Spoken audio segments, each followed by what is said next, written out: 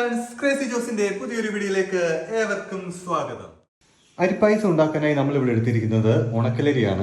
ഏകദേശം 1 കിലോയ്ക്ക് അടുത്ത് തൂക്കം വരുന്ന ഒരു പാക്കറ്റ് എടുത്തിട്ടുണ്ട്. അതിനാവശ്യമായ ശർക്കര 1 കിലോ, 2 തേങ്ങ ചിരകിയത്, 1 ലിറ്റർ പാല്, കൂടാതെ ഫ്ലേവറിന് ആവശ്യമായ ഏലക്ക, ചുക്ക്, ജീരകം, കറുവപ്പട്ട. ആദ്യം നമ്മൾ എടുത്തു വെച്ചിരിക്കുന്ന ഈ ചുക്കൊന്ന് ചതച്ചെടുക്കാം. അങ്ങനെ നമ്മൾ ചതച്ചെടുത്തിരിക്കുന്ന ചുക്കും ഈ മിക്സിയിലേക്ക് നമ്മൾ ഇട്ട് കൊടുക്കുകയാണ്. കൂടാതെ എടുത്തു വെച്ചിരിക്കുന്ന ഏലക്ക, ജീരകം, കറുവപ്പട്ട നമുക്കിതിലേക്ക് ഇട്ട് കൊടുക്കാം. മിക്സ് നല്ല രീതിയിലൊന്ന് പൊടിച്ചെടുക്കുന്നതിന് വേണ്ടി നമ്മൾ അല്പം പഞ്ചസാര ചേർത്ത് കൊടുക്കുകയാണ്. പഞ്ചസാര ചേർത്ത് പൊടിക്കുമ്പോൾ പെട്ടെന്ന് നമുക്കിത് പൊടിഞ്ഞ് കിട്ടും. അതിനുവേണ്ടിയാണ് നമ്മൾ പഞ്ചസാര ചേർത്തത്. അപ്പോൾ ഏകദേശം നമ്മൾ എടുത്തിരിക്കുന്ന ചുക്കും ജീരകവും ഏലക്കയും ഒക്കെ നന്നായിട്ടൊന്ന് പൊടിച്ച് കിട്ടിയിട്ടുണ്ട്. എടുത്തു വച്ചിരിക്കുന്ന തേങ്ങാപ്പീരയിലേക്ക് അല്പം വെള്ളം ചേർത്ത് നന്നായി ഒന്ന് പിഴിഞ്ഞെടുക്കാം.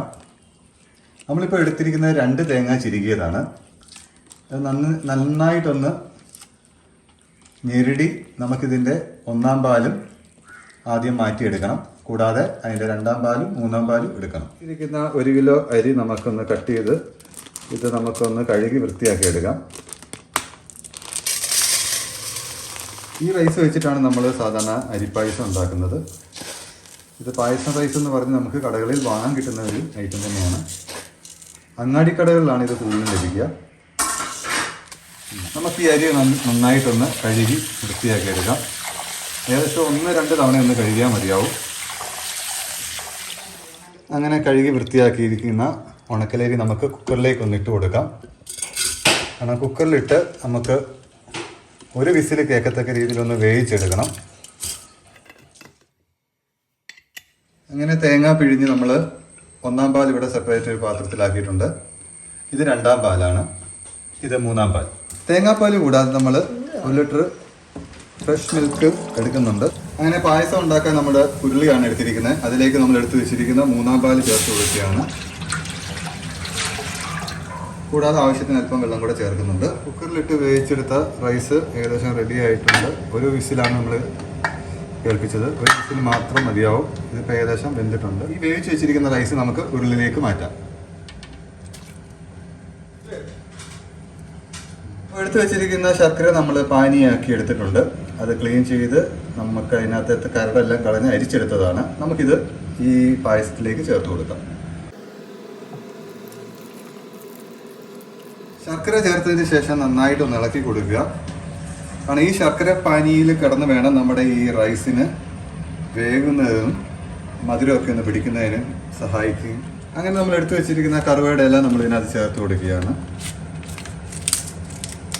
നമ്മൾ എടുത്തു വെച്ചിരിക്കുന്ന 2-ാം പാല് നമുക്ക് ചേർത്ത് കൊടുക്കാം.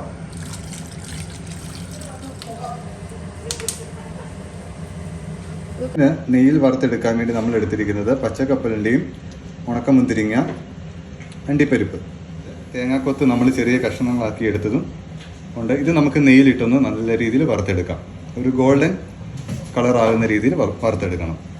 ഒരു ഫ്രൈ പാൻ എടുത്ത് ചൂടാക്കി അതിലേക്ക് നമുക്ക് നെയ്യ് ചേർത്ത് കൊടുക്കാം. അതിലേക്ക് എടുത്ത് വെച്ചിരിക്കുന്ന തേങ്ങാക്കൊത്ത് ചേർത്ത് കൊടുക്കാം. ഏകദേശം ഒരു ഗോൾഡൻ കളർ ആകുന്ന രീതിയിൽ നമുക്കിത് വറുത്തെടുക്കണം. തേങ്ങാക്കൊത്ത് ഏകദേശം നമ്മുടെ ഗോൾഡൻ കളർ ആയിട്ടുണ്ട്. നമുക്ക് അതിലേക്ക് സൈഡിലേക്ക് മാറ്റി നമുക്ക് ഈ പറഞ്ഞ കപ്പലിൻ്റെയും കൂടെ ഒന്ന് വറുത്തെടുക്കാം. ഒപ്പം കശുവണ്ടി, ഉണക്കമുന്തിരി. അങ്ങനെ ഏകദേശം തേങ്ങാക്കൊത്തും അണ്ടിപ്പരിപ്പും കപ്പലണ്ടിയും മുന്തിരിങ്ങയൊക്കെ വറുത്ത് നമ്മളൊരു ഗോൾഡൻ കളർ ആയിട്ടുണ്ട്. പൊടിച്ചു വെച്ചിരിക്കുന്ന ചുക്കും ഏലക്കയും ജീരകവും നമുക്ക് ഈ 1-ാം പാലിലേക്ക് ചേർത്ത് കൊടുക്കാം. അങ്ങനെ ഇത് നന്നായിട്ടൊന്ന് മിക്സ് ചെയ്ത് കൊടുക്കുക. നമ്മൾ എടുത്തു വെച്ചിരിക്കുന്ന പാല് ചേർക്കുകയാണ്. ഇത് പശുവും പാലാണ്. നമ്മുടെ പായസം ഏകദേശം ഇവിടെ റെഡിയായി വന്നിട്ടുണ്ട്.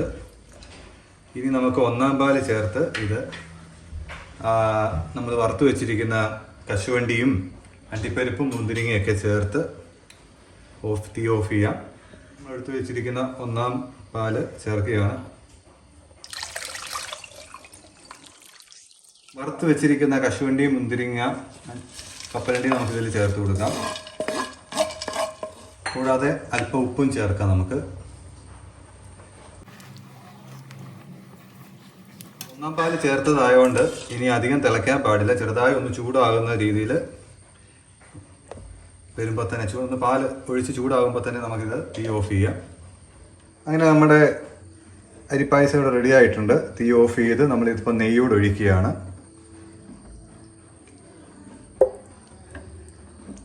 അപ്പോൾ നമ്മുടെ ഉണക്കലരി പായസം ഇവിടെ റെഡി ആയിട്ടുണ്ട്. ഈ വീഡിയോ ഇഷ്ടമായ ദയവായി ലൈക്ക് ചെയ്ത് സബ്സ്ക്രൈബ് ചെയ്യുക. കൂടാതെ നിങ്ങളുടെ അടുത്ത സുഹൃത്തുക്കൾക്ക് അയച്ച് സപ്പോർട്ട് ചെയ്യുക. വീണ്ടും മറ്റൊരു വീഡിയോയുമായി കാണുന്നതുവരെ നന്ദി, നമസ്കാരം.